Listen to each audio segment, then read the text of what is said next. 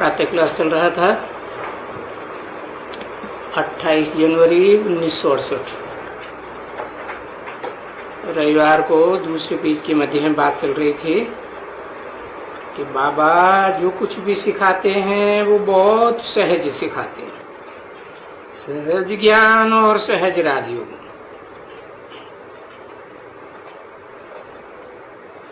तो दो चीज जरूर स्टूडेंट को रहती है, या टीचर से योग रहता है और पढ़ाई जिसकी अहम ऑब्जेक्ट होती है।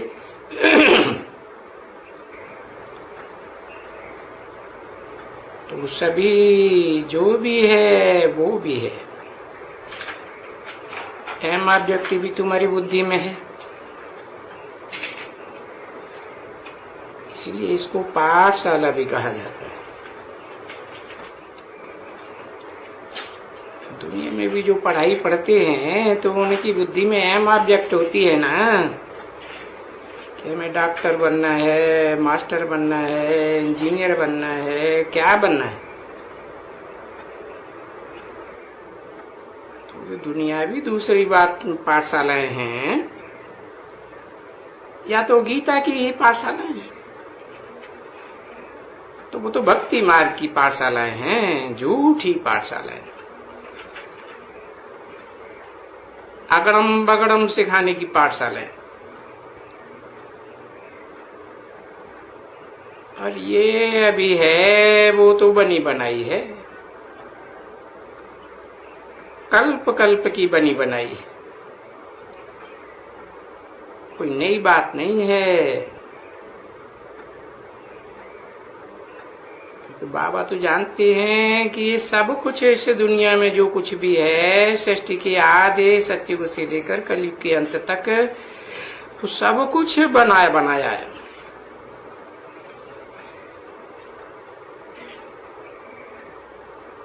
तो इनको ये सारा चक्कर पास करना ही है। जब सारा चक्कर ये पास करते हैं तो मुझे आना ही है, और आ करके फिर ले जाना है। कहाँ ले जाना है? मुझे आत्मा कहते हैं ना, सुप्रीम सोल। तो कहाँ ले जाएंगे? आत्मलोक में ही ले जाएंगे ना। मेरे को तो देह है ही नहीं, न मेरी कोई देह की दुनिया है। तो फिर जो इस चक्कर में तुम आत्मा आती हो, इस दुनिया के चक्र में, उस चक्कर को तो पास करना ही है। तो देखो, ये बुद्धि में ये पास करना सेकंड की बात है ना, समझने की बात है। और बाप भी आते हैं, और बाप तो जानते ही हैं कि हम अनगिनत टाइम इस सृष्टि पर आए हैं इन बच्चों को दलदल से निकालने के लिए। और जैसे कल अब पहले भी निकाला था वैसे ही निकालेंगे, वैसे ही निकालेंगे। कोई भी पाई पैसे का भी अंतर नहीं आएगा, एक सेकंड का भी नहीं, जरा भी नहीं, क्योंकि ये अविनाशी ड्रामा है और ये चलता ही रहता है जूं के मिसल, धीरे धीरे चलता है। और बच्चे भी जैसे कल पहले पढ़े थे ना, नंबरवार पुरुषार्थ अनुसार। जो अनपढ़े बच्चे हैं सो पढ़े थे, वो पढ़े हुए बच्चे ऐसे ही बनने के हैं।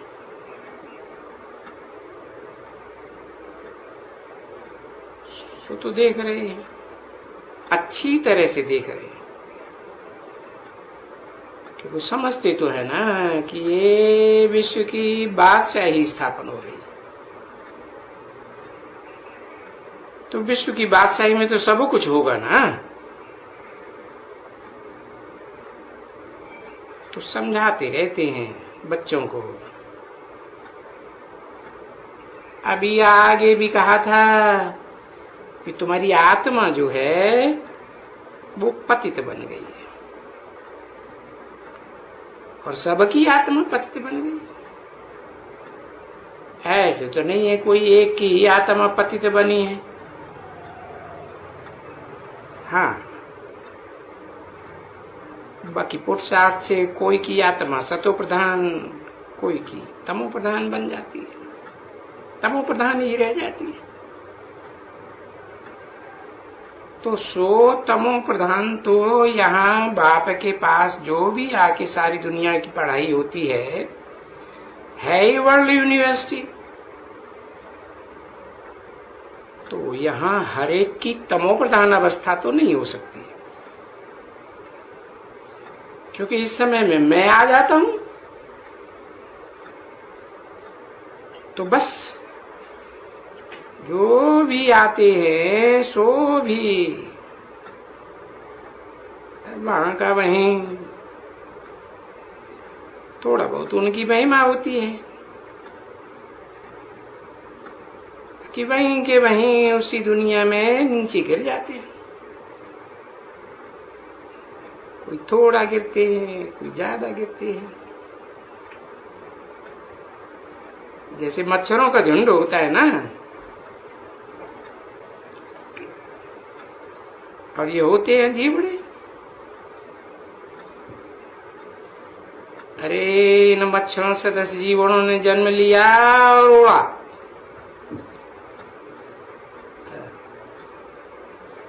उड़ा और रात को मरा। बस तो वो हैं ऐसे मच्छरों सदस्य। अरे उनकी वो क्वालिटी ही ऐसी है। किनकी? है?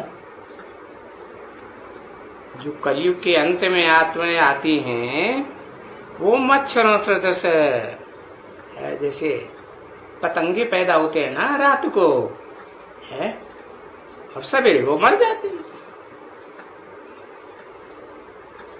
ये तो तुम जानते हो कि ये तो बेहद का बड़ा नाटक है। तो कोई राजा बनते हैं, कोई महाराजा बनते हैं, फलाने फलाने भी बनते हैं। बाकी वो और जो है पुरुषार्थ नहीं करते हैं तो नौकर चाकर बन जाते हैं। तो ये वो सभी ऐसे ऐसे हैं। यहाँ पिछाड़ी में जो आएंगे ना, उन पिछाड़ी में आने वाली आत्माओं का तो पार्टी बहुत थोड़ा है। बिल्कुल आया और ये मरा, गया काम से। तो उनकी तो कोई खास महिमा नहीं है, कुछ भी नहीं, इतनी जितनी तुम्हारी महिमा है। 28 जनवरी 1968 की प्रातः क्लास का 3रा पेज। तो ये ड्रामा जो बेहद का ड्रामा है उसका तो बहुत राज बाप समझाते रहते हैं, अच्छी तरह से समझाते हैं। और बाप खुद समझते भी हैं कि मुझे बुलाया है, और ये बच्चे कल्प कल्प बुलाते हैं। और मुझे फिर आकर के सारी पतित दुनिया को, जो भी मनुष्य आत्माएं हैं या जो भी प्राणी मात्र हैं वो सब चेंज तो होनी है ना। क्या चेंज आएगी? तमो प्रधान से क्या अपनी स्थिति में, अपनी स्टेज में सात्विक तो बनेंगे ना। एक जन्म के लिए तो जरूर बनेंगे। ड्रामा की प्लान अनुसार। और मुझे तो इन नंबरवार बच्चों को फिर समझा नहीं है, आस्ते आस्ते समझाते रहते हैं, क्योंकि इन बच्चों का अपोजिशन भी बहुत है। ये युद्ध है ना, इनकी बॉक्सिंग भी है, तो ये माया भी कोई कम नहीं है,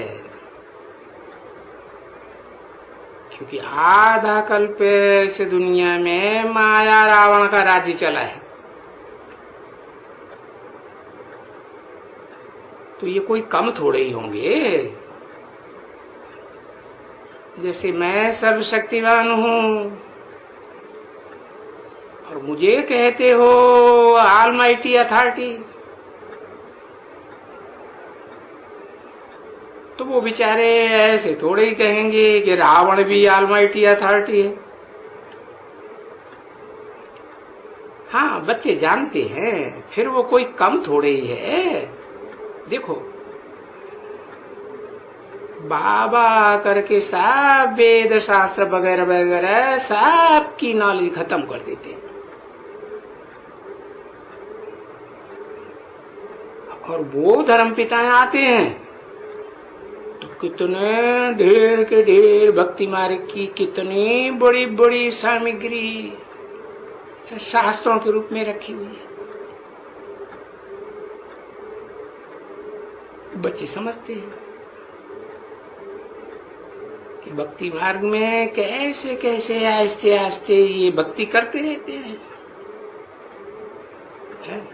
परंतु वो भक्ति करने से चढ़ना तो है ही नहीं, नीचे ही उतरते चले जाते हैं।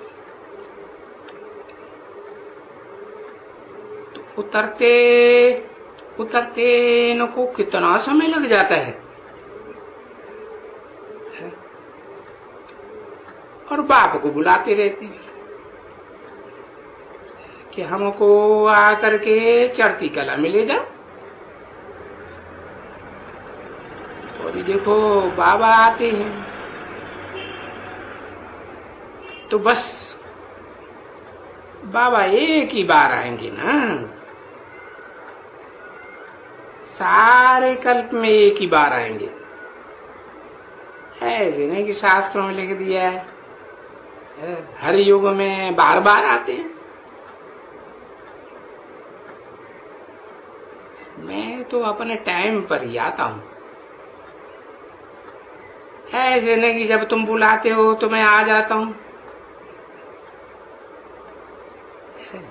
उसी समय में जितना समय रहेंगे, क्योंकि ये तो जानते हो कि बुढ़े के तन में वानप्रस्थ अवस्था में आते हैं। ये ला मुजीब है, क्योंकि इसके बाद ही ये ला स्थापन होता है भक्ति मार्ग में। भक्ति मार्ग में जो भी बातें हैं यादगार के रूप में, वो सब यहाँ की बातें हैं, और वो यहाँ की सारी बातें भक्ति मार्ग में रिपीट होती हैं स्थूल रूप में। तो बरोबर वहां भक्ति मार्ग में भी जब ये 60 बरस का होता है तो कहते हैं ना 60 तो लगी लाठ। कौन सी लाठ है? ये श्रीमती की लाठी, ये ज्ञान की लाठी लग जाती है। तो ऐसे कहते हैं ना बच्चे कि भाई दुनिया को लाठ लगाओ,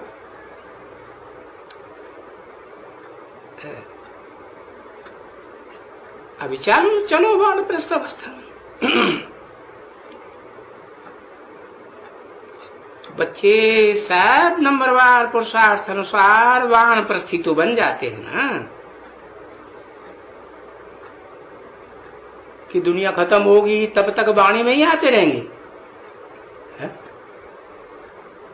वानप्रस्थ बनते हैं ना। तो ऐसे बहुत आश्रम होते थे, आगे भी भक्ति मार्ग में ऐसे होते थे। बाबा तो उनमें रह करके आए। अरे ऐसी ऐसी आत्माओं के संग में महीने महीने भर भी रहते थे। तो साठ तो लगी लाठ है, इस बात का वो सत्संग में वो तो अर्थ नहीं जानते, समझते नहीं है कि वानप्रस्थ क्या चीज है।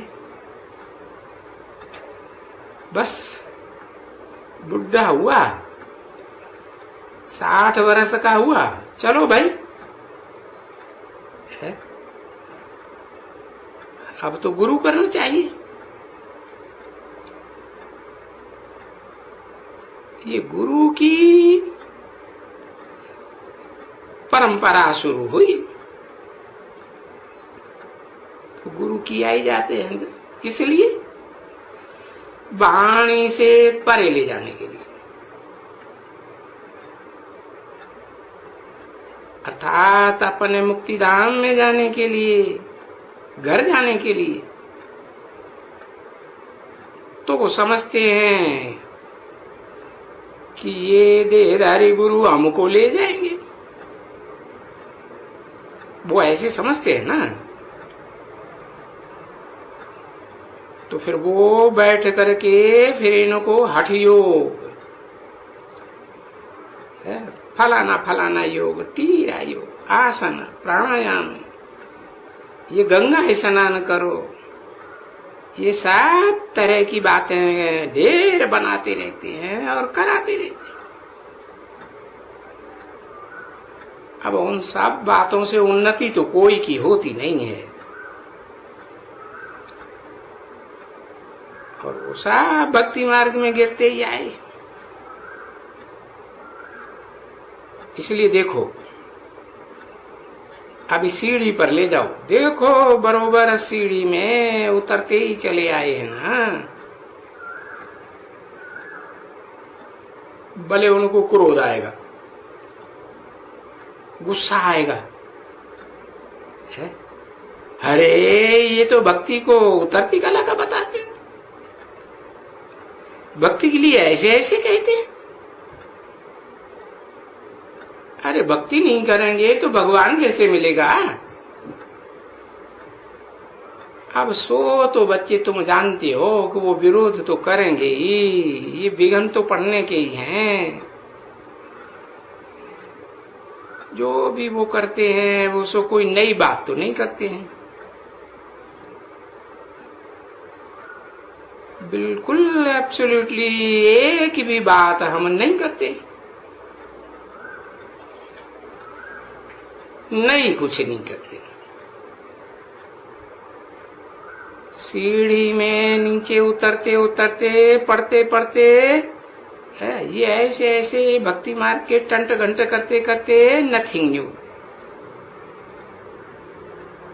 और ये तो कल्प कल्प ये सभी होना ही है।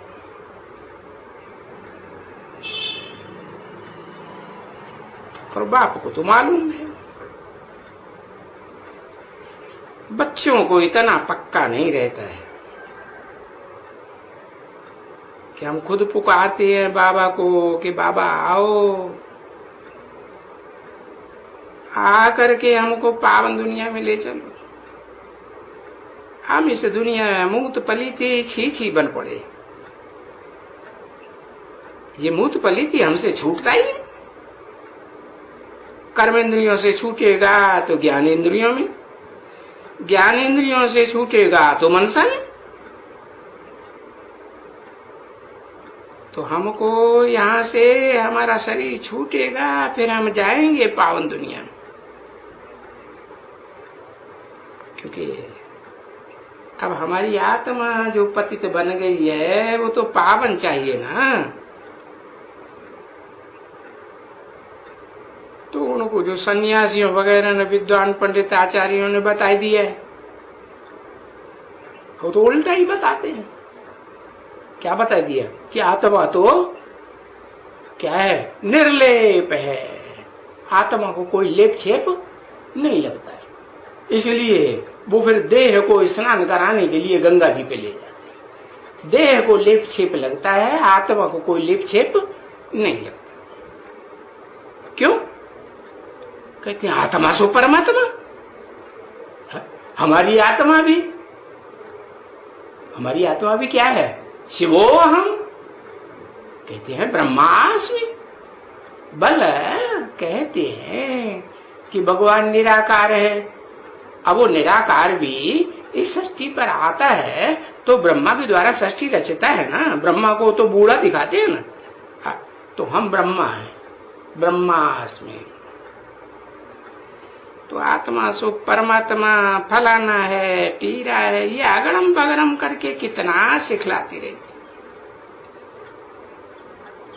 ऐसे सिखलाते सिखलाते दुनिया वालों को बिल्कुल पत्थर बुद्धि बना दिया। तुमको भी पत्थर बुद्धि बनाया ना। अरे जंगली जानवर बुद्धि बन गए। अरे इनको तो कुछ भी कहें सो भले कहें, बंदर बुद्धि कहें, जानवर बुद्धि कहें, जंगल में रहने वाले को क्या कहेंगे। ये कांटों का जंगल है ना दुनिया, कांटे तो दुखदाई होते। इनको कहेंगे फॉरेस्ट ऑफ थॉर्न्स।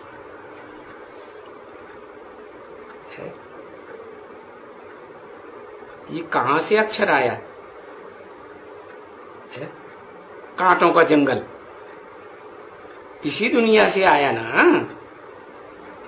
तो है तो ना। और बाप आते हैं तो फिर वो कहा जाता है नई दुनिया को गार्डन ऑफ अल्लाह। उसको कहते हैं खुदाई बगीचा। और वो मुसलमान भी तो मानते थे ना खुदाई बगीचा, वो भी कोई होता है, उसे वो जन्नत कहते हैं। वो मुसलमान भी साक्षात्कार करते हैं। देखा था ना, बाबा के पास एक आता था पठान, वो बेचारा नौकरी करते थे। तो वो भी बाबा के पास आता था तो ध्यान में चला जाता था। है कहां चला जाता था? ध्यान में चला जाता था। हाँ। अरे क्या करते हो?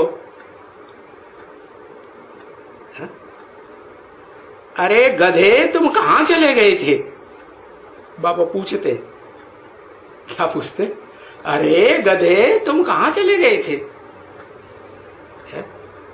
अरे तुम खड़े खड़े ऐसे बैठे बैठे कहां चले जाते हो? है? कहते बाबा हम खुदाई बगीचे में गए थे। फिर पूछते खुदा ने वहां क्या किया? है? खुदा ने हमको फूल दिया। हाँ, समझा ना? तो ये दी है, ये नूंद है। अभी वो थोड़े ही हैं थोड़े ही वो लोग अभी हैं। नहीं, वो लोग बेचारे जिन्होंने खुदा का बगीचा देखा था ध्यान दीदार में, किसने दिखलाया? और उस बगीचे का क्या हुआ? अब देखो बेचारे है ही नहीं। तो जो कुछ भी पास्ट होता है वो बाबा भी कहते हैं नथिंग न्यू। ये तो ड्रामा पास्ट हो गया है। अभी तुम लोग तो है उस खुदा के बगीचे के नजदीक आते जाते हो है? और साथ करके आगे बढ़ते जाते हो। नजदीक आते जाते हो तीव्र पुरुषार्थ करने के लिए। तो बहुत पुरुषार्थ कराने के लिए, जैसे पाठशाला में वो टीचर होते हैं ना, पुरुषार्थ कराते जाते हैं अच्छी तरह से। और वो बाप भी जानते हैं कि मैंने इन सभी जो भी हैं यहाँ की आत्माएं अभी, ये सबको वापस ले जाना है और सबके जन्म जन्मांतर के हिसाब किताब चुकतू होने के, खत्म। हिसाब किताब चुकतू हो जाएंगे तो फिर नया ड्रामा शुरू होगा। और ये भी समझाई दिया बाबा ने कि बच्चे देखो कि आत्मा कितनी छोटी है और इम्पेरिशेबल है, अविनाशी है।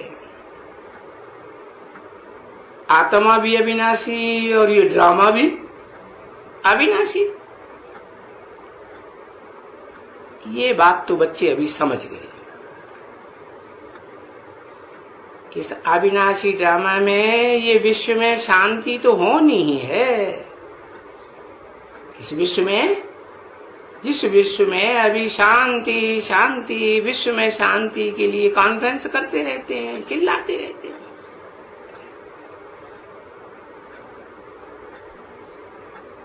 तो ये बाबा तो इसमें बैठे हैं ना, किस लिए?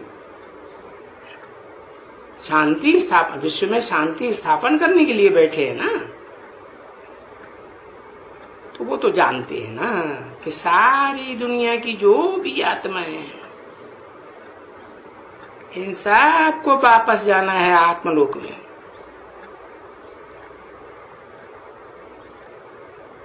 बेहद का बाप है ना,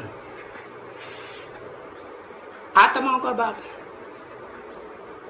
ऐसे नहीं सिर्फ मनुष्य आत्माओं का ही बाप है,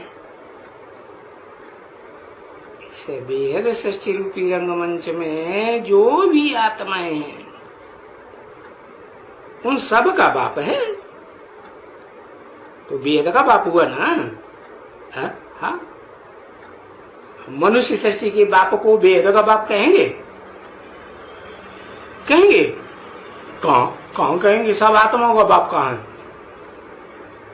सब आत्माओं का, मनुष्य आत्माओं का बाप है, सबका बाप है क्या? नहीं।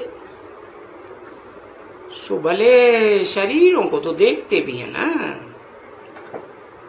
और जानते तो है ना,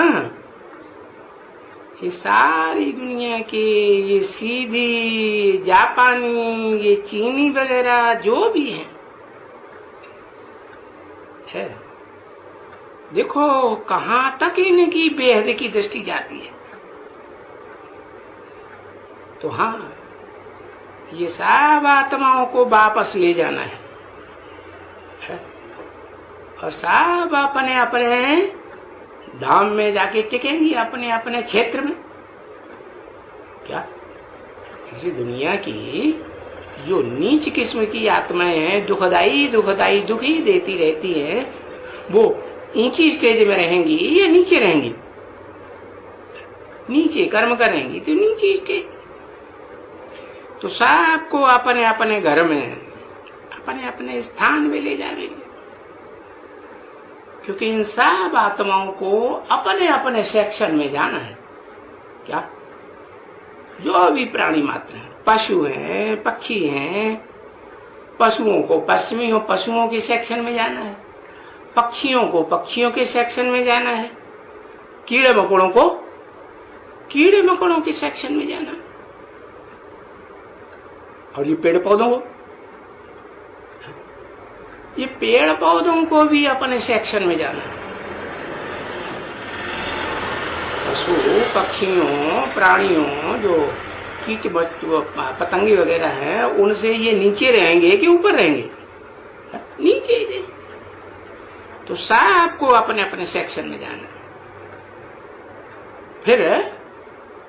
फिर ये नंबरवार आकर के पार्ट बजाना है। क्योंकि ये भी नंबरवार हैं कि एक जैसे हैं, सब नंबरवार हैं। तो जैसे नंबरवार आए हैं इस सृष्टि में, वैसे ही इस सृष्टि से सबको नंबरवार वापस जाना है, और नंबरवार अपने अपने सेक्शन में जाना है। तो अपने अपने झाड़ के सेक्शन में जाकर के ये रहेंगी। कितना है बहुत बड़ा बिंदी बिंदी बिंदियों का ये झाड़ है। छोटी जगह घेरेंगी कि बहुत बड़ी जगह घेरेंगी है? बड़ी जगह घेरेंगी। अरे आत्मा है छोटी, तो इनका झाड़ भी ये भी छोटा, बिल्कुल ही छोटा झाड़ है ना बच्ची। तो बच्चे भी तो समझते हैं कि बरोबर सभी ढेर की ढेर आत्मा है, और बाबा आया हुआ है, इन सबको कैसे ले जाएगा। और हमको देखो कैसे पढ़ाते हैं बैठ करके, क्योंकि हमको तो फिर भी बाबा से राजयोग सीखना है। इन सब प्राणियों को राजयोग सीखना है क्या?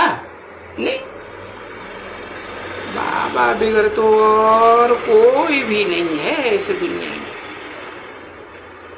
जो हमको राजयोग सिखला सके। और बरोबर ऐसे हमारा बाबा है। फिर देखो दिल में ये ख्याल भी आता है, अरे बाबा देखो बाबा के प्रति कितना लव आता है तुमको, आता है ना? लव आता भी है तो फिर जाता भी है। ऐसे होता है कि नहीं? क्यों? माया नशा उड़ा देती है। फिर देखो दिल में ख्याल भी आता है, बाबा बाबा करते करते देखो कितना बड़ा बाबा है, इतना बड़ा बाबा कितना बड़ा काम करती है। अरे सारे विश्व को कैसे देवता बनाते हैं? सारे विश्व को बनाते हैं, सारे विश्व को बनाते हैं। हाँ, एक जन्म के लिए तो जो भी आत्माएं हैं वो सब देने वाली देवता की स्टेज में बनती हैं या लेवता की स्टेज में बनती हैं। हाँ, सुख दूसरों को देना है, लेने की बात बुद्धि में नहीं आती। तो देखो कैसे गोल्डन एज में सबको ले जाते हैं। और ये बाबा कोई एक बार तो नहीं आते, और ना आकर के एक बार सिखलाते हैं। ये तो बाबा बार बार आकर के कल्प कल्प तुम बच्चों को सिखलाते हैं। तो देखो बुद्धि में आना चाहिए बाबा कितना अच्छा है। अरे इस बाबा की तो कमाल है। बाबा हमको कितना ऊंचा बनाते हैं, और ऐसा ऊंचा बनाने के लिए हमको कोई तकलीफ देते हैं क्या? कोई तकलीफ भी नहीं देते हैं। वो तो ड्रामा में है, हर एक का अपना अपना पार्ट। वो तो गीता में भी भले कुछ न कुछ अक्षर हैं। तो बाबा कहते हैं मीठे मीठे बच्चों मुझे याद करो। तो ये जो तुम्हारे पाप कर्म हैं, जो माया रावण की दुनिया में तुमको संग के रंग से बनना पड़ता है, ऐसा वो सब पाप कर्म तुम्हारे भस्म हो जाए। ओम शांति।